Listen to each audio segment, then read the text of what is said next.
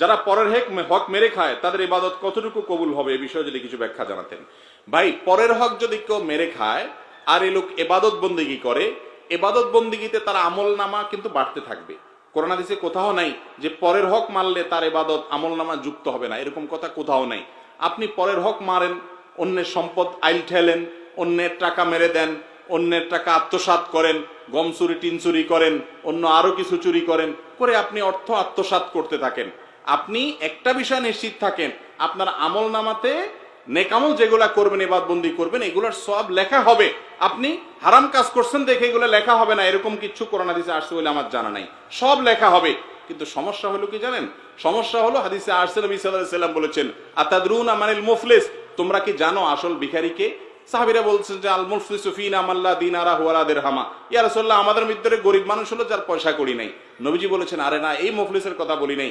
আসল মুফলিস হলো সেই লোক যেই লোক দুনিয়াতে মানুষের সম্পদ আত্মসাৎ করেছে, অন্যের জমির আইল ঠেলেছে, চুরি করে সম্পদ নিয়ে এসেছে, হাওলাত নিয়েছে আর দেয় নাই, বাকি নিয়েছে আর দোকানের সামনে দিয়ে যায় নাই, বিভিন্ন ভাবে মানুষের সম্পদ নষ্ট করেছে, বোনের হক দেয় নাই বাপের সম্পদে, মায়ের সম্পদে, ফুফুর হক দেয় নাই দাদার সম্পদে, বিভিন্ন ভাবে ভাইয়ের হক দেয় নাই, ভাতিজার হক মেরে দিয়েছে, মানুষকে মেরে কেটে খায়।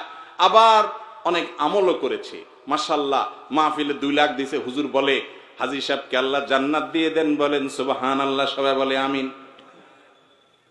তো এইরকম লোক যেগুলো আছে তাদের আমল নামার পাহাড় নিয়ে কিয়ামতের দিন উঠবে, মুছে তেল দিতে দিতে যাবে, যা আজ জান্নাত ঠেকায় কে? এত কোরআন খতম, এত মাহফিল, এত হুজুরে খাওয়াইছি, এত মসজিদে দিছি, এত কোরআন শরীফ কিনে দিছি। হুজুর যত আছে দেশে, এমন কোন হুজুর নাই আমার এলাকাতে গ্রামে যেগুলোর পেটে আমার খানা নাই। সবার পেটে খানা আছে, সব গরিবের পেটে খানা। কত দান সদকা করছি। আর কোরআন তেলাওয়াত, শুধু দান সদকা নাকি, হজ, উমরা, জিকির, আজকার, তাহাজ্জুদ, কপালে সিল, কত আমল করছি মাশাআল্লাহ। মোসে তাও দিতে দিতে যাবে জান্নাত, সামনে কত দূর কে জানে। আল্লাহ রাব্বুল আলামিন হাদিসে আসছে, ওই জায়গায় যখন ওই লোক আমলের পাহাড় নিয়ে যাবে, কিন্তু ওই যে মানুষের হক মারছে আবার সাথে ইবাদতও করছে, আমলের পাহাড় নিয়ে যাবে, তখন আল্লাহর কাছে কিছু লোক এসে ঘিরে ধরবে তাকে।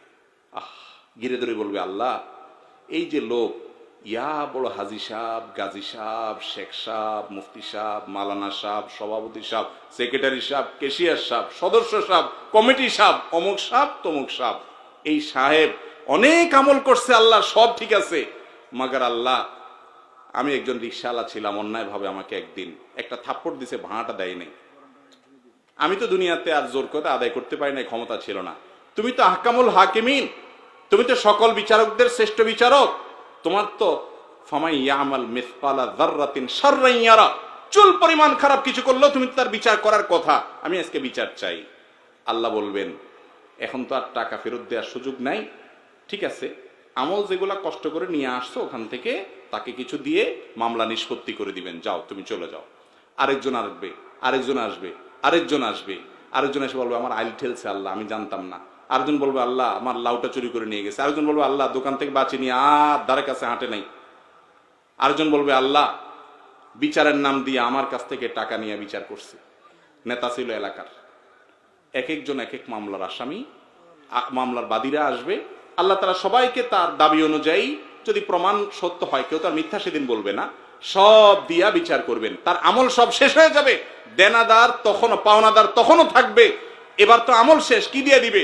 এবার তাদের পাপের বোঝা দিতে থাকবে, যে তুমি তার হক না কষ্ট, তার পাপের বোঝা নাও। এখন নিতে নিতে নিতে নিতে আমলের সব শেষ হইয়া পাপের বোঝা নিয়া তারপর সে জাহান্নামে নিক্ষিপ্ত হবে। তাহলে অন্যের হক আত্মসাৎ করে, মানুষের হক নষ্ট করে, মানুষকে কষ্ট দিয়ে, মানুষের প্রতি অবিচার করে, আমলের পাহাড় আর ইবাদতের পাহাড় করে কোনো লাভ হবে? আল্লাহ আমাদেরকে বুঝার তৌফিক দান করুন। আমল খুব বেশি দরকার নাই বাবারে, ফরজ মেন আমলগুলা করেন, কোন মানুষের হক নষ্ট করিয়েন না। আপনি নিশ্চিন্ত থাকেন, আপনি জান্নাতে যাবেন ইনশাআল্লাহ।